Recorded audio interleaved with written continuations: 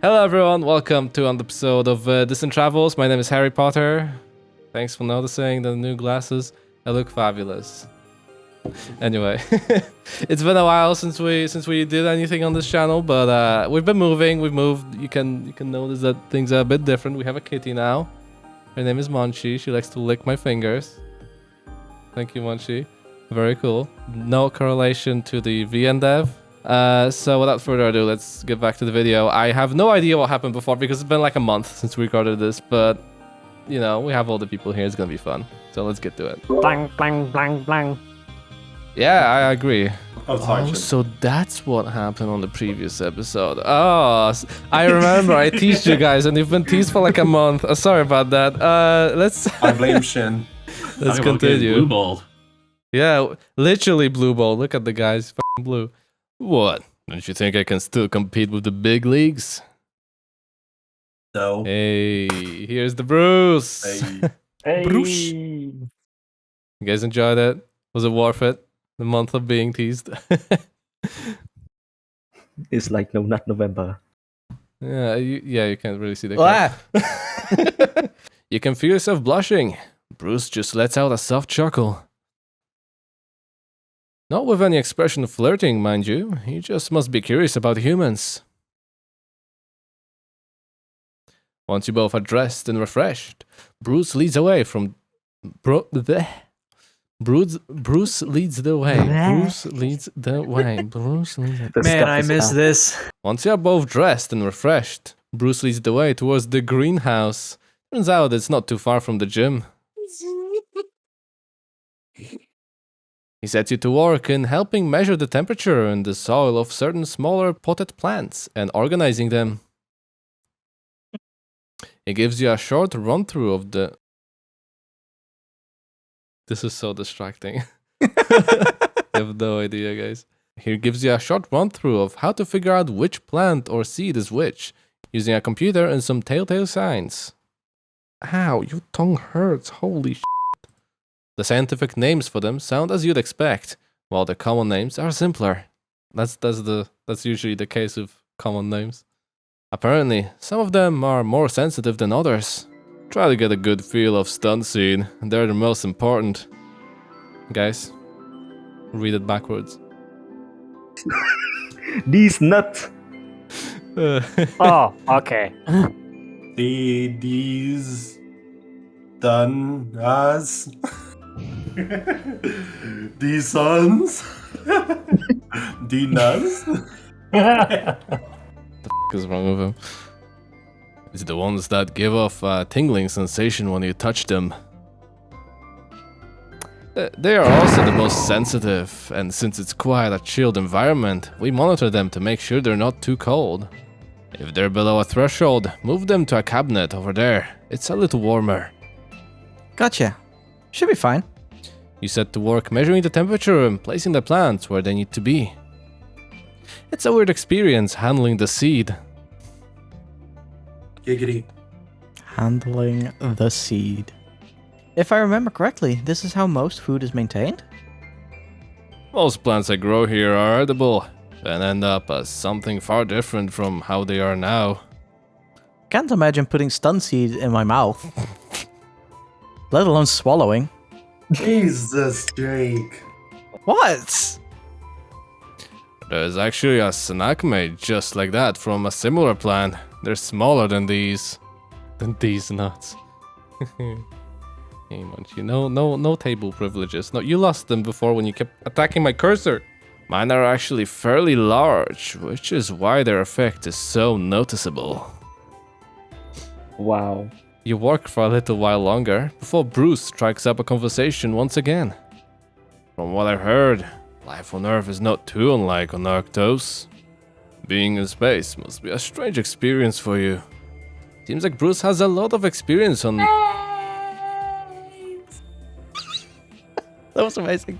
Seems like Bruce has a lot of experience of life in space. Humans have had space travel for quite some time now, but we've never really made it far from Earth. We've had humans in space and even on our moon, but thinking to go beyond our solar system has been nothing but a dream. Honestly though, with the gravity and access to water and food, it's not too different. Not even the tech is far off from what I imagined. I guess it's mostly... The wooden interior. How do I explain something like claustrophobia without actually being claustrophobic? The feeling of your world getting smaller. Yeah, not being able to leave if I wanted. It's scary, but at the same time it's just a fact, so I don't really panic. It's hard to explain, but I think everyone gets it. It'll pass, and eventually it'll just feel like home. You fall into a routine, like caring for plants or working out, and things feel normal. I imagine you have to have a lot of patience, though. I wonder how Max does it. The boy wonder. He'll grow out of it. Yeah, Ash, f***ing grow out of it. I'm gonna grow my pants. Wait, what? Oh, what?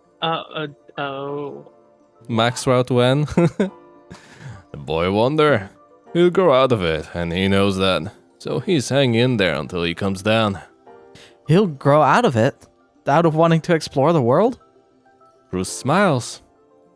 Out of that chaotic energy. Well, it'll still be there, but it'll be more or less dormant. Dominant. Shin, Max is not dominant. I said dormant, and yes, we know Max is not dominant. He's a f***ing power bottom, actually, now that I think about it. It's how dragons work. Lots of chaotic energy, until you figure out how to live with it. You're like concentrated coffee. Max is actually handling it really well, considering his age. Aha, Triple dot? no more beans. So it was a dragon thing after all. Dragon these Again, nuts. what a thing. I just thought he was energetic and enthusiastic. He's a bit, that's for sure. I was a lot more chaotic when I was younger. He raises his arm up and looks at the tattoo around it, as if reminiscing. I joined the army early on and got into a rough crew. Not a lot of us left now, but it was a good way to channel that chaotic energy. We killed so many people. And we love it. We leave. Oh my god, I got my energy out. So that's how we have to get rid of chaotic energy. I was so pent up, boy. Oh, I needed that release. She needs a sacrifice. Can you please not wear the Denny's? Sir, this is a flaming poultry. Max doesn't really have that benefit. Everyone here is pretty mellow in comparison. I'll remember that. You don't seem to have any problems with patience, so if he clings on to you, you know why. It's that point at which you figure out that sometimes it's alright to just sit down and look at the stars pass by. Some read a book, some meditate, some just take care of plants. I imagine it's something humans don't have to learn. How to relax properly, that is. I think some of us forget how to. You should practice some then. It's a way to keep yourself grounded, even while in space. That's funny. You can't because there's escape no- your parents grounding you, even in f***ing space. This is unfair. In the future, feel free to drop by whenever, even if I'm not around. There's always something you can do, like these nuts. The two of you continue making small conversation about Earth and Arctos. It's quite relaxing working with something mindless, but important. All while keeping a conversation that keeps your focus.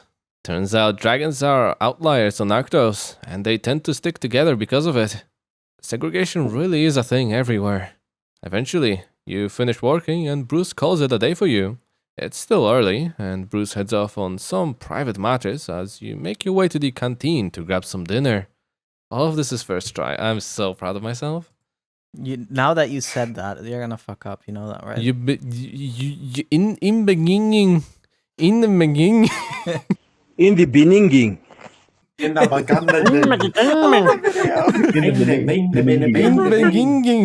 the beginning. You begin making your way towards the canteen as you spot a large figure across the corridor.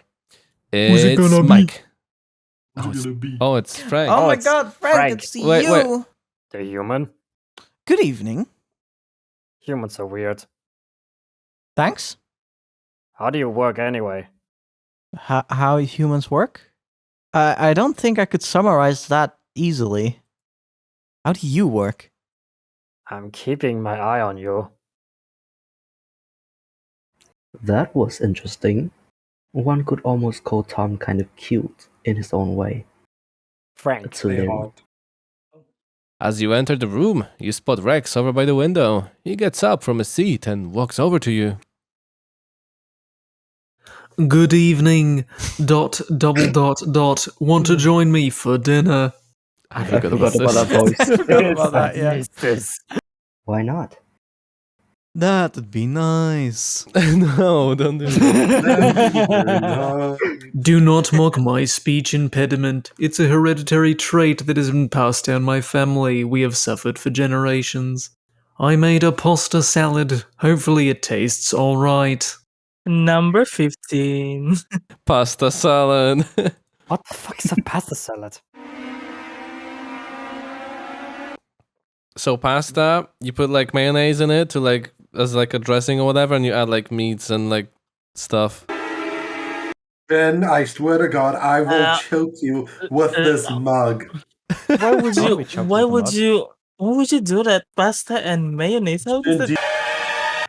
It's a rotating schedule. You're not in it yet, so feel free to enjoy it to the fullest. When you do the cooking by the book, Maybe I'll cook something for then everyone you soon. have- Let's cook for someone, you know. Is it people?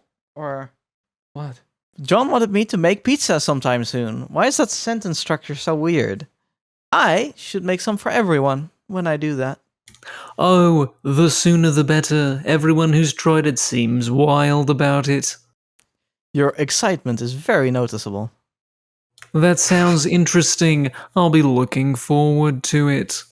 Rex smiles as you analyze him a little. Yes. anal probe. Yes. Please Probe stop him. your probing fingers from tickling my bottom. He seems pretty kind, and remembering our last conversation, he's a bit of an overthinker. I'll just do that then. With that, Rex returns to his spot by the window. You grab a plate and some of the pasta salad. Delicious, I'm sure. Before making your way to the beach bench where Rex is seated. Yes, Why is there space a beach? beach. Space beach. You take a seat on the sand next to him and look out into the ocean. The way the stars fly past you is impressive and serene at the same time. It's awe-inspiring, isn't it? Here we are, flying through space at unimaginable speed, and still we're sitting here enjoying food in peace. Imagine hitting an asteroid. Oh no. Everything is on fire. We are all gonna die. It is. I never thought I'd even get close to doing something like this in life. So what do you think of it all so far? The community and life aboard the Firefly, our little world. Is there like no music or is that... No music, okay. That's a Do music. not music. crank that. Crank that shit up. You can't help but let out a sigh. It's great. Although it feels like that's the only question I've been asked ever since getting aboard. Sorry. Let's You don't change sound the like- subject then. Tell me a little about yourself and life on Earth. That's the second most popular question I've been asked. What would you like to know? Just generalizing life on Earth is honestly a little difficult. What would you like to know, weather boy? How so? Some things just seem so natural to me, but someone who, for example, would have lived on the complete other side of the planet would have had a completely different life. Oh, Grunt, you get an F. Yeah. That sounds a little different from Arctos. But then, Arctos is also a much smaller planet. That makes sense. It was a little confusing to hear you were all kind of united. He seems a little annoyed at that. I wouldn't call us united. But yes, technically Arctos is all one country. Politics are the same everywhere, by the looks of it. From what I hear though, humans still aren't that different than Arctonians. Psychologically, for one. Well, humans adapt, but yeah, I imagine we're all fairly similar in that regard. Fairly similar. Everyone has wants, wishes, dreams, and everyone has their problems. That's true for my people as well. Everyone has their struggles. And some people seem to almost look for it. I think some things aren't meant to be had without struggles. It's part of what builds us up. You've had your fair share, I imagine. I wouldn't say that. It sounds like I'd be looking for people to pity me. I mean, yeah, Shin plays League of Legends. Hell, you play League of Oh. Legends? I play Yumi. So that's a cat? character that you can just click on someone, you sit on their shoulder, and you don't do anything. I think she's sleeping on the couch. Okay, I think it's the complete opposite. I pity the people who look for struggles, but not the ones who get them forced upon them. If it's avoidable, it is folly. It's the worst kind of romanticism. No hopeless romantics for you then. If you walk a road filled with rose bushes, they might be pretty to look at, and you might feel good. But you'll cut yourself on the thorns every second step you take. Is it worth it to simply feel self-righteous, or feel like you're going down a pretty path? Poetry, then who knows where that dirt road might take you. But there's some honor in the struggle, is there not? The heavier burdens you bear, the stronger you have to be to continue. So long as you struggle on, you'll keep growing. And growing into that rose that you picked, not the one the dirt road showed you. Truly a romantic. Tune in next I week like for you. more philosophizing. I'm the same, really.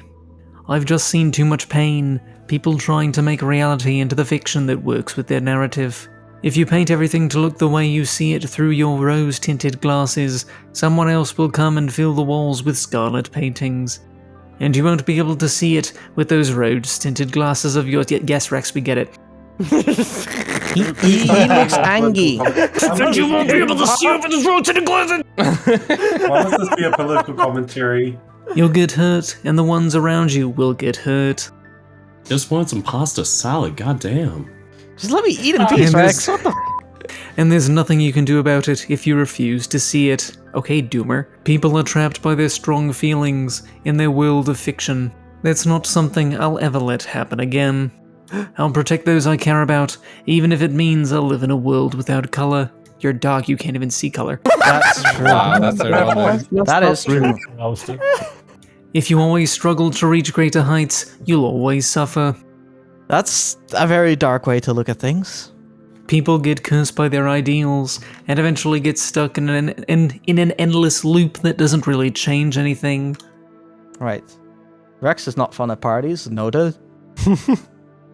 I try to do the opposite, really. Otherwise, I'd probably be filled with despair and be a doomer like you. Instead, I get enthralled with the possibilities. It's like the chance to redo life in a way. And a chance to eat this goddamn pasta salad. We're not so different then. Boy, how are we not different? You just... Ugh. At one point, I felt like I was too lazy to get out of bed and end it all. I just want to eat my pasta salad. I got lost in my head, and I kept thinking. Pasta. Eventually, I realized being alone in your head gets lonely. So instead, I talk fairly freely and try to change my world in what way I can. I don't think someone could live like that on Earth. Humans mostly keep their worries in their head. They're worried that if they tell anyone, they'll get laughed at or made fun of. Or that everyone else will think they're weird. But in reality, everyone has struggles. Different ones. But everyone struggles. So, once again, we arrive at the conclusion that we're all too similar. Then what's the point of the conversation? Just eat your f***ing salad. Enough poetry for now, though. I don't want to wear you out just yet. Is it alright if I ask you some personal questions about your opinions on Arctos and the Firefly? I don't know how much my opinion can give, but I'll try. Then, who do you think is the most important for this mission? Pick one of the people who came to meet you on Earth to simplify things. I'm not sure. Who do you have to murder? Commander. All right, let's just go for commander then. I don't care. Probably the commander, right? Why do you think that? From what I get, he seems very busy keeping everything flowing smoothly. And he was picked for the mission for a reason, right? I imagine he does a lot to keep things going forward, and he seems to keep everyone focused and motivated. John slides in on a stick of butter. I knew you would choose him. I trusted you. So just a quick intermission. Whenever I'm doing this, I'm actually looking above the camera to see if it's recording. I have a preview over there. It looks so creepy when I keep staring there. He does run a tight ship with a happy crew. From my point of view, the most important member from Earth is you, but that would have been a trick question. Would you like to go out with me? I agree with you on this one. You're a logical man. You're just feeling me out then? I'm trying to get my head around how humans think. As sad and technical as it sounds, I am expected to finish some sort of report on humans. Who's analyzing who now? Get your fingers off my butthole. And I couldn't even go to Earth to get more information, so I am very thankful that you're here with us. I'll do my best then. Maybe I'll learn more about Arctos as well, similar as it seems. What do you actually know about Arctos, and why we're in need of help? At this point, you put down your half-eaten bowl of salad. Damn it, still only half eaten. We've been there 15 minutes. Conversation is more direct than you thought it would be. Let's see. From what I gather, there was a war between Arctos and another world. The War of Aggression. Aren't all wars like wars of aggression, or? Yeah, I suppose it's the war of kindness. Arctos ended up winning? That's what the history books would say. All right so far. And then, before Arctos could fully recover, the Endless White appeared. It started with beings appearing on our planet. Studies rule that they're not from Arctos originally. These beings who spread the endless clouds of ash known as the Endless White are most likely a biological weapon of some sort, spread by the enemies we supposedly defeated. So an unspoken but common thought is that the war of aggression is not over. It really only ended when our government collapsed and was replaced by the opposition. More tonight at 11. The military's the same, and management is torn, and we're trying to deal with this threat. Rex size. Audible exhale. So we're reckless and dragging Earth into this. That's disheartening. The others seem to be set on stopping it, though. I think everyone is. Personally, I don't think we should drag Earth down with us if it all goes bad, though. Tell me, what do you think of the Endless White? It's gonna be my best friend. Hard to get a grasp on it, if I'm honest. It's uncomfortable and it's scary, but for me, it's not really real yet. Do we have an Endless White route? You can't date no. Ash. Why? I can Ash, yeah. Yes, show me that Ash should see. Do you think it's an omnipotent enemy, as some seem to think? Not sure I'd say omnipotent. There are ways to fight it, right? Immunity, for example? Indeed, it's not omnipotent. While there are different theories, the only one I find to make sense is that it's a remnant of a weapon, never actually intended to see daylight. Would that make it evil, or just existing? There are creatures who tried to harm everyone on Arctos, spreading the ash, right? Oh my god, Ash, you're being spread by the creatures. Yes, we need to spread ash. Red them cheeks. Why am I? They didn't even spell your name right. But probably not. They're just doing what they think is right, just like people. Personally, I think they're evil from creation. Whoever made them was evil and intended them to be evil. But then, that raises other questions. Why is there evil? Is it to keep people out of the heavens? Sorry, I ramble. We noticed. Dots. That's alright. It's a little interesting. Rex size softly. Softly audible exhale. So what do you think we give Earth in exchange for the help with immunity research and weapons? So some of that alien ass, that alienussy. I assume it's technology. Arctos has space travel in ways no nation on Earth does. In a sense, yes, its settlements will allow the other nations that help us to create settlements on Arctos and nearby livable planets. It's a bigger deal than it sounds. It essentially means that those nations can create their own literal planets for unlimited growth. I'm not really getting any of that, personally. It's all for future generations, right? I'd say that's another part of humans. Some people pick to plant trees they will never see, so that others may see them in the future. As you finish your sentence, you hear someone enter. You turn around and see Geralt enter and walk right up to you. Oh, You're I horny or enter, something? okay. Rex been telling you strange stuff. Nope, all good. I wouldn't say strange, just interesting. Don't listen to him. He's always acting sus. Researching Earth a little, Geralt. It's what he would call my damn job. Just don't go worrying him too much. Space is a large place, and he already seems overwhelmed. Everyone's swarming the poor boy. Oh, great. He's a Boy, daddy. Oh, no. Come Oh, here, let me great. cuddle. Boy? This seems a little tense. Maybe I should say something. Thanks. And on that note, I should probably finish up my food. Finally, the salad's f***ing getting dry. All the mayonnaise is drying up. It was an interesting conversation. Thank you, Rex. Anytime. Tune in next week to your local news station for more information. With that, you grab your plate and finish eating while Geralt and Rex discuss what seems to be research and political situation on Arctos. Apparently, the episode is ending. Thank you guys so much for watching. Something, subscribe, and see you guys later. Bye. Bye.